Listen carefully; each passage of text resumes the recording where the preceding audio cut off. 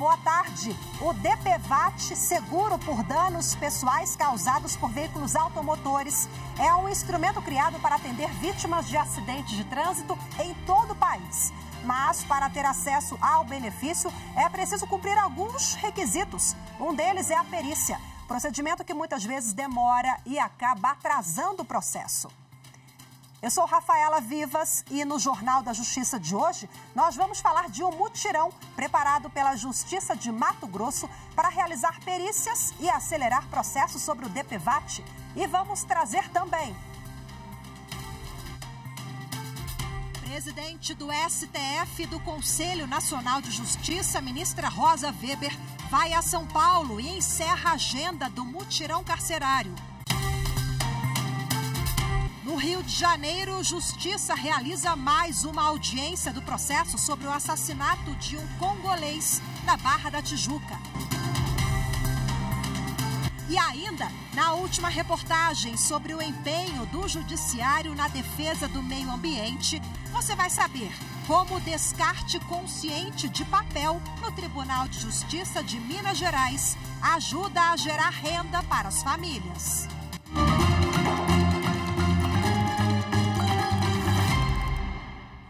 A presidente do Supremo Tribunal Federal e do Conselho Nacional de Justiça, ministra Rosa Weber, visita nesta sexta-feira as unidades prisionais do estado de São Paulo. A agenda faz parte da nova edição do mutirão carcerário do CNJ, que ocorre simultaneamente nos tribunais de todo o país até agosto.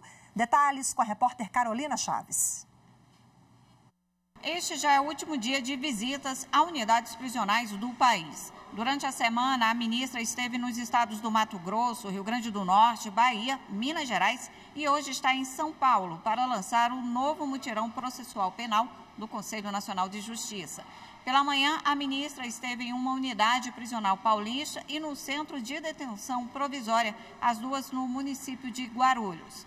Na parte da tarde, a ministra deve se encontrar com o governador do estado, Tarcísio de Freitas, no Palácio dos Bandeirantes. A presidente do STF participa de alguns eventos na sede do governo paulista, como o lançamento da solenidade de celebração da conclusão da Ação Nacional da Biometria, com a adesão do Tribunal de Justiça Paulista, Tribunal Regional Federal e do governo de São Paulo ao projeto. O mutirão carcerário foi criado em 2008 pelo CNJ para garantir e promover os direitos fundamentais na área prisional e tentar minimizar o problema da superlotação. Em setembro, o CNJ vai apresentar os resultados do mutirão. A Sexta Vara da Fazenda Pública do Distrito Federal condenou 2 ex-gestores da penitenciária feminina do DF por atos de improbidade administrativa praticados dentro da unidade. Eles tinham a incumbência de zelar pela conservação do patrimônio público e de retomar as atividades de um projeto de ressocialização, mas não cumpriram as funções. As informações com Amanda Mustafa. William Pereira Monteiro e Marcelo Araújo Mesquita foram condenados à perda da função pública, suspensão dos direitos políticos, proibição de contratar com o poder público e de receber benefícios ou incentivos fiscais. De acordo com o processo, os réus foram designados para atuarem como chefes na penitenciária feminina do DF. Na denúncia, o Ministério Público do Distrito Federal e Territórios afirma que foram várias irregularidades no projeto Mãos Dadas, que utiliza mão de obra de internos do regime semiaberto para a revitalização de espaços públicos. Além disso, William e Marcelo se valeram do cargo para obter vantagem patrimonial. O processo também menciona que os réus faziam da penitenciária feminina propriedade particular, realizavam comércio de alimentos e produtos como churrasqueira, bloquetes de cimento e até criavam galinhas. Na condenação, o juiz alega que os acusados não respeitaram o bem comum. De acordo com o magistrado, após a saída dos acusados do presídio, houve uma melhora significativa do ambiente prisional. O Tribunal de Justiça de São Paulo realiza hoje a audiência de mais uma denúncia contra o empresário Tiago Brenan. Neste caso, ele é acusado de estupro e cárcere privado. Esse é o 4º processo contra o empresário. Ontem foi realizada a audiência na ação em que ele é acusado de agredir uma modelo em uma academia. Segundo o Tribunal de Justiça, em nenhum desses casos há sentença proferida e nem mesmo previsão para encerramento. A Justiça não informou se na audiência de hoje Brenan será ouvido. O Superior Tribunal de Justiça revogou prisão preventiva de um homem que tem 61% de semelhança com o suspeito de tráfico. A repórter Marina Campos traz para a gente agora os detalhes. A presidente do STJ, a ministra Maria Tereza de Assis Moura, concedeu liminar em habeas corpus para libertar um homem que estava preso preventivamente, sem haver a confirmação de que ele e o suspeito investigado por tráfico de drogas seriam a mesma pessoa. De acordo com o processo, o grau de semelhança entre o preso e o suspeito é de 61%. Com base em diálogos obtidos na internet, a Polícia Federal concluiu que o preso utilizava outro nome, daí a hipótese de não ser a pessoa procurada. Na sequência, contudo, o sistema de reconhecimento facial da polícia indicou grau de semelhança parcial entre os dois. O Tribunal Regional Federal da Primeira Região manteve a prisão preventiva dele, embora tenha entendido não ser suficiente o nível de certeza obtido no sistema de reconhecimento facial e determinou que a PF verificasse com mais exatidão se o preso era realmente a pessoa investigada. No STJ, a ministra Maria Tereza de Assis Moura apontou, entre outras coisas, que nessa situação, a ausência de certeza sobre a identidade da pessoa detida torna a prisão injustificável. Apesar da liminar concedida permitir que o cidadão aguarde em liberdade o julgamento do mérito do habeas corpus no STJ ou a conclusão do processo criminal em primeira instância, a ministra Maria Tereza impôs o uso de tornozeleira eletrônica, sem prejuízo de outras medidas cautelares que venham a ser definidas pelo juízo de origem. O mérito do habeas corpus será analisado pela 6ª turma, sob a relatoria do desembargador convocado, Jesuíno Rissato. E a seguir, Judiciário de Mato Grosso promove mutirão para reduzir fila de perícia em processos sobre o DPVAT, o seguro de danos pessoais causados por veículos automotores. Os detalhes em instantes, voltamos já.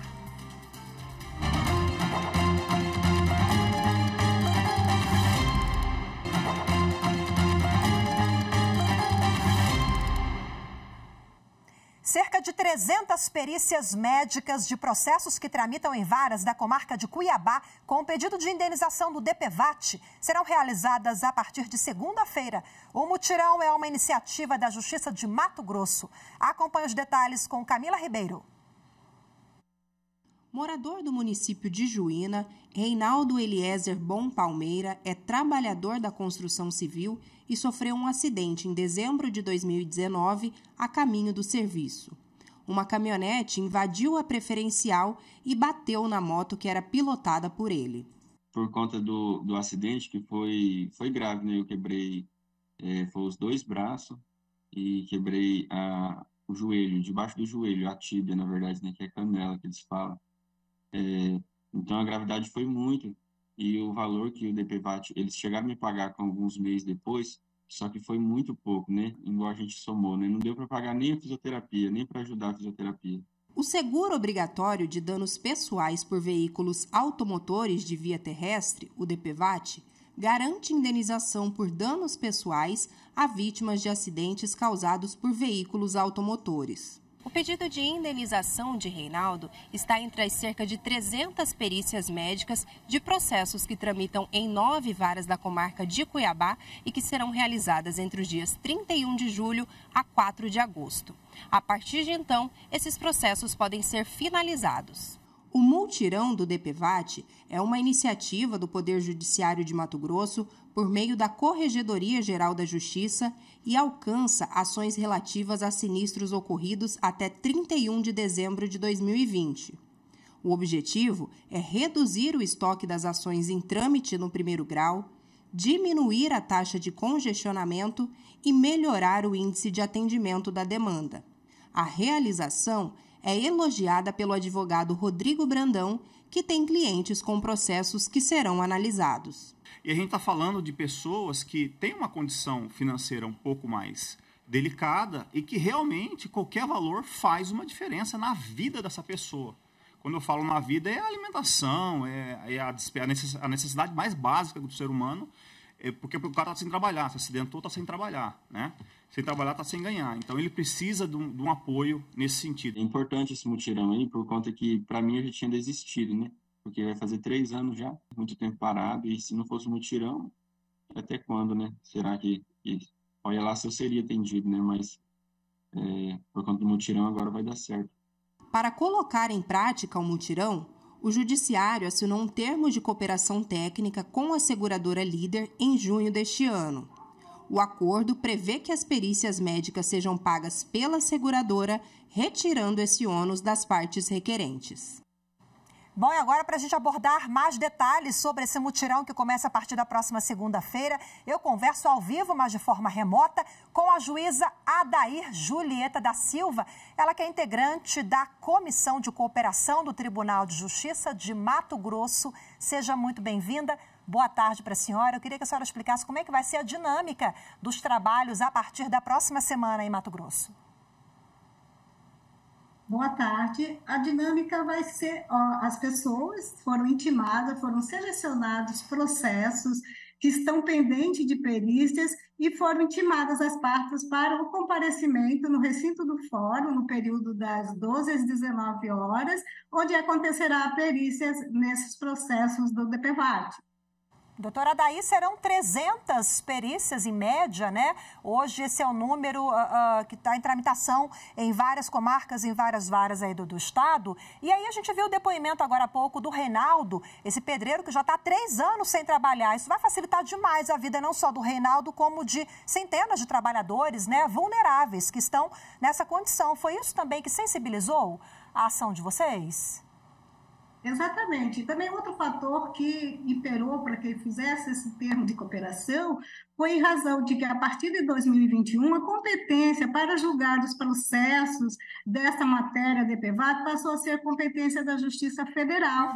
E temos aqui na Justiça Estadual um estoque bem elevado. Então, por isso, marcamos esse evento para justamente, além de acelerar, dar prestação jurisdicional, de uma forma mais célere, mais rápida, já que as partes vão estar presentes, os advogados no evento, todo mundo junto, sobre a mesma mesa, ali todos já acordam sobre o valor da perícia, o valor da lesão que foi detectada na vítima, todos concordam e o processo já fica apto para a sentença. Então, há um encurtamento, né, no prazo processual. Ele já, após a perícia, ele já fica pronto para a prolação de sentença, pondo fim ao litígio e atendendo o pedido do jurisdicionado.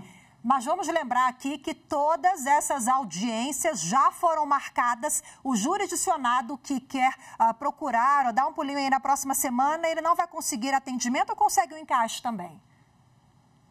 Não vai conseguir, porque já temos todas as pautas já foram elaboradas, mas com certeza nesse período todos os processos que estão pendentes de perícias foram colocados nesse evento. Então, os senhores vão zerar o estoque agora nesse evento na semana que vem, que começa na segunda-feira, dia 31, não é isso? Isso, aqui na comarca da capital. E futuramente já estamos preparando o calendário para fazer esse mutirão nas demais comarcas do estado de Mato Grosso. A senhora comentou agora sobre ação conjunta e parcerias, né? Qual é a importância desse acordo firmado com a seguradora Líder, com o envolvimento, a participação de todos os atores envolvidos para facilitar e agilizar o andamento dessas demandas? Então, é muito importante esse tipo de parceria, porque através desse núcleo de cooperação judiciária que foi instituído pelo CNJ, deu uma amplitude muito grande para que o Poder Judiciário de todo o país procurasse parcerias com empresas privadas, empresas públicas, para que realize esse tipo de trabalho e para que acelere a prestação jurisdicional nesse gama de processos que nós temos dentro do Poder Judiciário. Quem faltar audiência vai para o final da fila, doutora? Como? Quem faltar audiência... Quem faltar audiência na próxima semana volta para o fim da fila e aguarda o novo mutirão, né? Não, quem não comparece, a lei é bem clara, que no não comparecimento implica a extinção do processo sem julgamento do mérito. Entendi. Então é muito importante que todos fiquem atentos ao mutirão que começa no dia 31 e vai até o dia 4 de agosto, não é isso? Exatamente, nesse período e no horário das 12 às 19 horas, no Fórum da Capital de Cuiabá. Perfeito, muito obrigada pela participação da senhora, um bom trabalho para todos aí na próxima semana no mutirão. Até a próxima, tchau, tchau. Tchau, obrigada, agradeço. Em instantes, Supremo Tribunal Federal recebe ação contra a anistia a partidos que não cumpriram cotas raciais e de gêneros. Já, voltamos em instantes.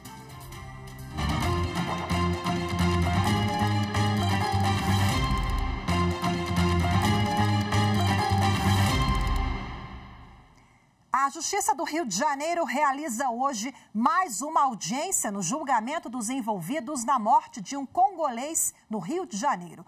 A primeira vara criminal vai ouvir as testemunhas de acusação do processo em que Brandon Alexander da Silva, Alisson Cristiano de Oliveira e Fábio Pirineus da Silva são acusados de matar Moise Kabagambi. Mais detalhes com Anderson Arcoverde. O crime ocorreu em um quiosque na Barra da Tijuca em janeiro do ano passado. Esta será a segunda audiência de instrução.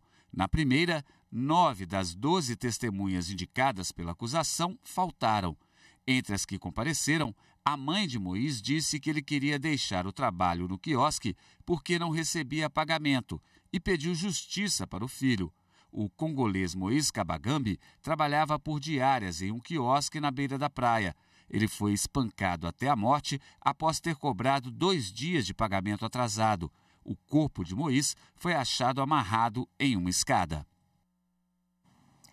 Com a autorização da Justiça, a Polícia Federal deflagrou na manhã de hoje a Operação Usuário Bloqueado para combater a organização criminosa acusada de realizar fraude bancária eletrônica. Bom, de acordo com a investigação, o grupo, que contava com a ajuda de funcionários da Caixa Econômica Federal, teria desviado mais de 2,5 milhões de reais de correntistas. Os detalhes você confere agora com a repórter Carolina Chaves.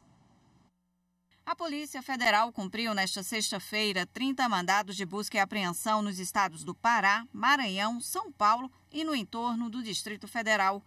Também foi autorizada pela Justiça o afastamento cautelar de cargo, emprego ou função de 5 integrantes da organização criminosa. Durante a ação, os agentes realizaram 3 prisões em flagrante, 2 por posse ilegal de arma de fogo e 1 por falsificação de documento. Também foram apreendidos R$33 mil em espécie, carros, computadores, cartões e documentos.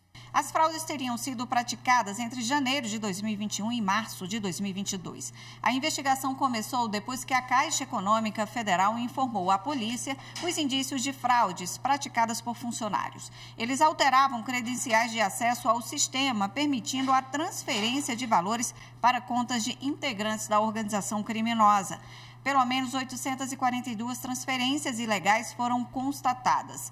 Os envolvidos podem responder pelos crimes de organização criminosa, furto qualificado mediante fraude em ambiente cibernético, inserção de dados falsos em sistema de informação e lavagem de dinheiro. A Justiça Eleitoral deverá realizar neste segundo semestre 5 novas eleições suplementares. Elas devem ocorrer em cidades dos estados de Goiás, Piauí, Pernambuco e Santa Catarina. No primeiro semestre do ano, foram feitas 12 eleições para substituir prefeitos e vice-prefeitos que haviam sido eleitos em 2020 e que tiveram os mandatos cassados. O calendário das eleições suplementares de 2023 pode ser consultado no site do Tribunal Superior Eleitoral, que é tse.jus.br. Uma ação direta de inconstitucionalidade que questiona no Supremo a anistia a partidos políticos que não cumpriram cotas raciais e de gêneros em eleições que ocorreram antes da promulgação de emenda constitucional em 2022. Você confere agora os detalhes desse julgamento com a repórter Amanda Mustafa.